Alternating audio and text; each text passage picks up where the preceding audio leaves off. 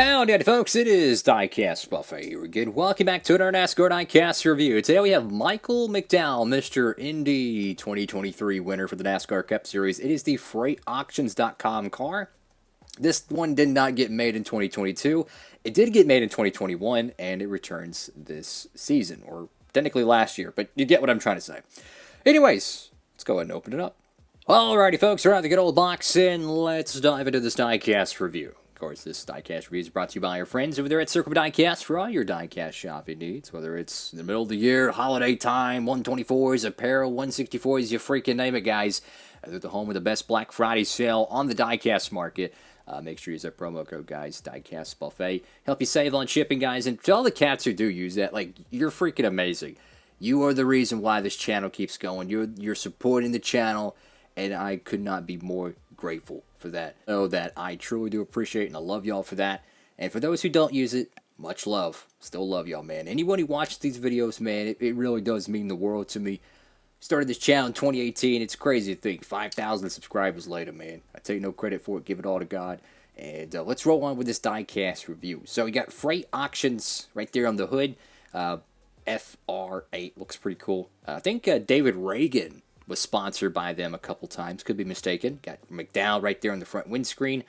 Now, it's crazy to think that this front end is already obsolete. It's already changing. In 2024, the Mustangs are getting a big revamp, which I'm sure is going to install a brand new mold of the diecast world, which it's so weird to think this Mustang. I remember the hype. What was it? It was actually my birthday, 2021, when they unveiled the Ford Mustang next-gen car, Cinco de Mayo, May 5th. I think that's how you pronounce it. I probably butchered it. Please forgive me. Anyways, that day they announced the Ford and they showed it. Everyone went wild, and now it's already out of the sports. Crazy. Not Freight Auctions. Front Row Motorsports, Sunoco, 34.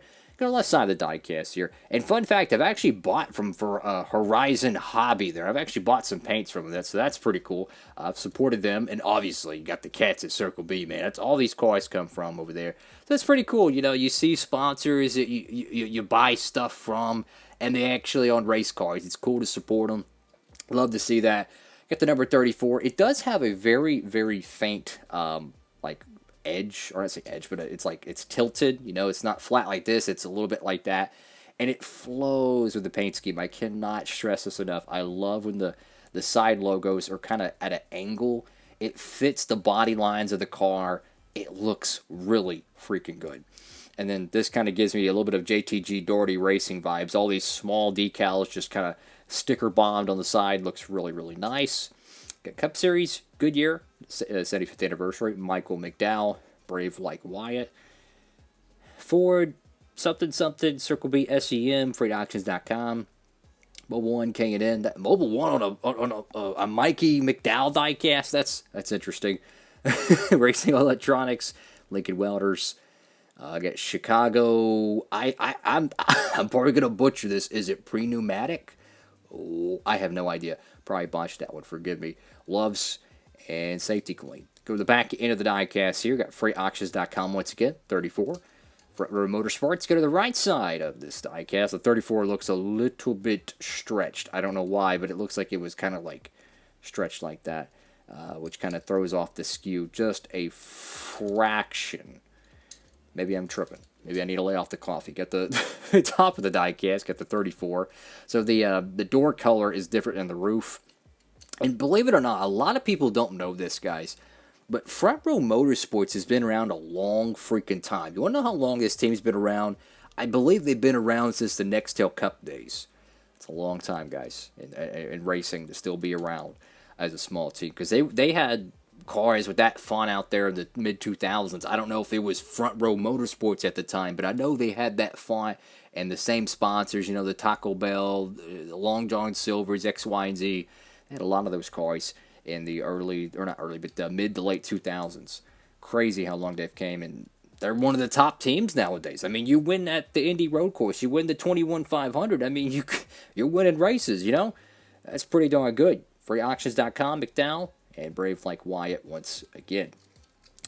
This is a really cool paint scheme. We did get the Loves primary car made in 23, which is always awesome. I don't know why they don't make that car every year. It's one of the most iconic paint schemes in the sport. Every time you see the Love's 34 car, it really has become an iconic sponsorship and car number duo. And it'll forever be because of the Daytona 500 they won with it. But I wish we would get more Mikey McDowell cars. I mean, it's so stupid how they didn't make none of them in 2022, and then we get 2 of them in 23. Like, it's so stupid. It's like, how does Todd Gilliland get 2 diecasts made in 22, but Mikey gets none? I don't know. To me, if it was up to me, guys, every single paint scheme on track would get a diecast made one way or another, whether it's official release, promo, trackside giveaway, whatever the biff we could do, we're going to get a diecast made of it. Trust me, that's how I would do it. So I wish we'd get more Mikey diecast made. The Front Row Motorsports runs like a gajillion paint schemes every year, and they make like one car, so it's cool to at least see one of them get made. But absolutely, highly recommend picking this one up. Go ahead and pick up that Love's car as well. You could have both of these in your collection. That would look really freaking cool. Also, a very subtle detail I just realized. This red stripe doesn't look too bad there. But my honest opinion on the updated Ford front fascia, I like it a lot better. I got to be honest with you. I like it a lot better. I mean, this doesn't look bad, not at all. But, man, the 24 Fords, they look crazy, yo. They look crazy. I'm digging it. And my favorite ones is I love to see more detail on the cars. I know, like, the Toyota one looks more like a Supra, but that's really what the cars look like. They're, like, flat and smooth, right? The Ford, it kind of reminds me of the Camaro a little bit because it has, like, a cutout at the top.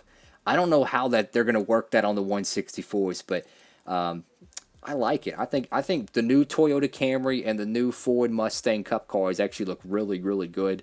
And I'm excited to, hopefully see them on track. And maybe they won't take an entire year to get them in 164 scale because you know how they are with new molds. That's all for now, guys. Diecast Buffet. Signing off.